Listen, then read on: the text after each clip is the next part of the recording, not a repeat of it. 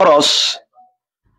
আমি ওই মোবাইলের মধ্যে দেখতেছি এক বক্তা কোত্থেকে আসলো, বলতেছে ফেম করা ফরজ। আমার মনে হয় ওই হুজুরটা খুব প্রেমিক, কার কোথাও কোথাও না কোথাও ব্যর্থ হয়েছেন, নইলে উনার স্ত্রী উনাকে উৎসাহিত করেছেন আসলে প্রেম করেন ফরজ বলে ওকে উস্কাই দিয়েছেন। ও শেষ পর্যায়ে জুমার মধ্যে অথবা কোথাও মাহফিলের মধ্যে বলে দিলেন ফেম করা ফরজ।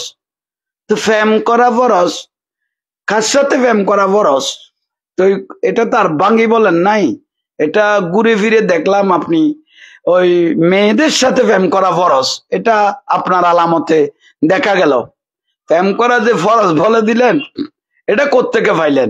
প্রেম করা ফরজ, প্রেম মহিলা আপনি বিবাহ না করে প্রেম করা যে ফরজ বলে দিলেন, এটা কোন উদ্দেশ্য বললেন আমাদের বোধগম্য নয়।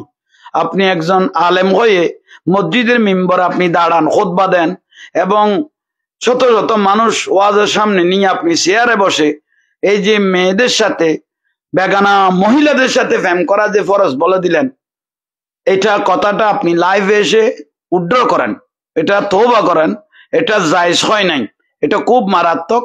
এটা কোনো ব্যক্তি যদি, আমি জাহাঙ্গীর হুজুর বলতেছি, কোন পুরুষ যদি একটা মহিলার সাথে বেগানা মহিলার সাথে প্রেম করে, তাহলে প্রেম করার ইচ্ছা করে, ওর জেনা করার খেয়াল হয়েছে, ওর জেনা করার খেয়াল হয়েছে, সেই জন্য প্রেম করে। আমাদের ওই সিরিয়াস চকরিয়ার মনে হয় ও বলে দিয়েছে ফিরিত মানি ফুডুর ফাডুর খাম নাই যাতে খাম গরন বাঁদরান্নান খাদ্য এরে কুট্টে এরে ফোক বাজন এই জবানার ফিরিতির লক্ষণ।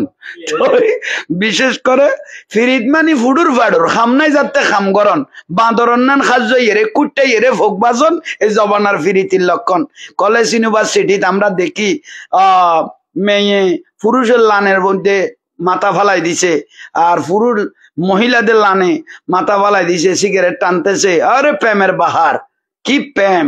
শেষ পর্যায়ে এই প্রেমের এত গতি দেখতেছি, শেষ পর্যায়ে একটা ইউনিভার্সিটির মধ্যে না বললেও নয়, মিষ্টি বিতরণ করতেছে, বলে ও বলে 100টা মেয়েকে টাচ করেছে।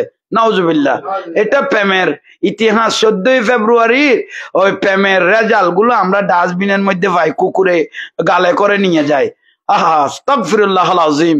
আপনি একজন বক্তা হয়ে এই মাইকে আপনি এখনো ফেটে উঠতেছেন, আপনি যে ফেমকে ফরজ করে দিলেন, আপনার এই কথাগুলো শুনে উদীয়মান যারা ছেলে উঠতেছে, এ তো কি করবে, আপনার স্ত্রীর সাথে প্রেম করা শুরু করে দিবে। এটা দুঃখ না?